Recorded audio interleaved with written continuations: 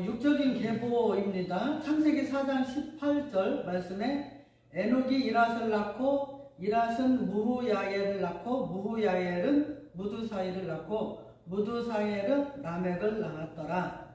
아멘. 이대 이랏입니다. 이라드 도망자, 도피자라는 뜻입니다. 명제, 이랏과 같은 신앙자들은 평생에 쉼이 없고 도망자의 삶을 살게 됩니다. 목적, 적용, 구원의 은혜를 받지 못하면 이랏과 같이 고통의 날을 보내게 됩니다. 에녹의 아들을 낳았는데 이랏을 낳았습니다. 에녹은 세상 풍조의 첫걸음을 따르던 사람입니다. 이 사람이 자신의 아들을 낳고 무엇을 가르치겠습니까? 자신이 알고 있는 세상의 우상에 대하여 가르치게 되는 것입니다. 에녹이 낳고 얄라드입니다. 낳고 할 때 얄라드인데요. CW, 와우, 계속법, 동사, 니팔, 류알료, 남성, 3인칭 단수. 낳다, 출산하다, 양육하다라는 뜻입니다. 세상 풍조의 전수자인 에녹의 아들을 낳고 있습니다. 이 아들을 출산하여 양육하는데 육적인 것만 가르치는 것이 아니라 그의 사상까지도 양육하고 있습니다. 이 양육은 하나님을 섬기도록 가르치는 것이 아니라 우상을 섬기는 사상으로 양육하는 것입니다. 그런데 특이한 점은 이 아들을 즉시 낳았는데 수동태로 낳는다는 것입니다. 에녹을 낳을 때에 능동형으로 낳았는데 자신은 아들을 낳는데 수동형으로 낳습니다. 이것은 무엇을 말씀합니까? 이란만 빼고 나머지는 모두 능동태로 낳는다는 것입니다. 여기에는 하나님의 의도가 숨겨져 있습니다. 그래서 CW 동사 니팔 수동태 미완료 시제를 쓰고 있어요. 이렇게 육적인 계보에 들어가기 싫어도 들어갈 수밖에 없다는 것을 의미해 주는 것입니다. 구원받지 못한 자들이 죄의 책에 이름이 새겨지는데 하나님의 일방적인 의도에 의하여 기록되어지고 있다는 것을 말씀해 주고 있습니다. 이랏은 하나님의 의도에 의해 선택받지 못하고 마지막 지옥의 불못으로 던져져야 한다는 것을 예표로 보여주고 있습니다. 계시록 20장 12절 또 내가 보니 죽은 자들이 큰 자나 작은 자나 그 보좌 앞에 서 있는데 책들이 펴있고 또 다른 책이 펴졌으니 곧 생명책이라. 죽은 자들이 자기 행위를 따라 책들에 기록된 대로 심판을 받으니. 아멘. 마지막 날에 심판을 받을 때 하나님의 보좌 앞에 책들이 펴져 있습니다. 그런데 다른 책이 하나 또 펴졌다고 말씀하는데요. 이 책은 생명책이라고 말씀하고 있습니다.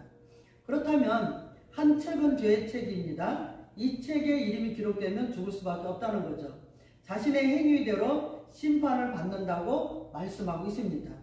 기록된 그라포, 동사, 분사, 완료, 수동태, 소유격, 중성, 복수. 기록되다, 쓰다라는 뜻입니다. 그라포가. 죄의 책과 생명책 이름이 기록된 대로 심판을 받게 됩니다. 그런데 이 책들에 이름이 기록된 것은 이미 하나님께서 만세전의 이름들을 모두 기록해 놓았다는 것입니다. 장방시, 완료시제, 현재 완료시제를 쓰고 있어요. 그리고 여기서도 수동형을 사용하여 하나님이 직접 기록해 놓았다고 말씀하고 있습니다. 수동태. 이랏과 같은 사람들이 이미 죄의 책에 이름이 기록되어졌다는 것을 깨닫게 됩니다. 태어나면서부터 이미 죄의 책에 이름이 기록되었다는 것을 말씀하십니다. 그러나 구원받은 하나님 백성들은 이미 생명책의 수동태로 이름이 기록되어 영원한 심판을 받지 않게 된다는 것입니다. 이랏은 이라는 뜻입니다. 이 단어는 도망자, 도피자라는 뜻을 가지고 있습니다. 이랏은 이 땅 가운데 나오기 싫어도 나올 수밖에 없는 상황이 된 것입니다. 왜냐하면 수동태로 나왔다고 수동형을 말합니다. 이랏의 삶이 평생의 쉼과 안식이 없는 도망자와 남에게 쫓기는 도피자의 신세를 면하지 못한다는 것을 의미합니다. 구원받지 못한 자의 삶을 나타내고 있습니다.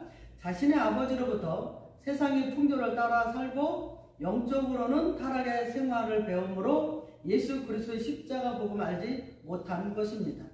예레미야 4장 6절 말씀에 시온을 향하여 깃발을 세우라.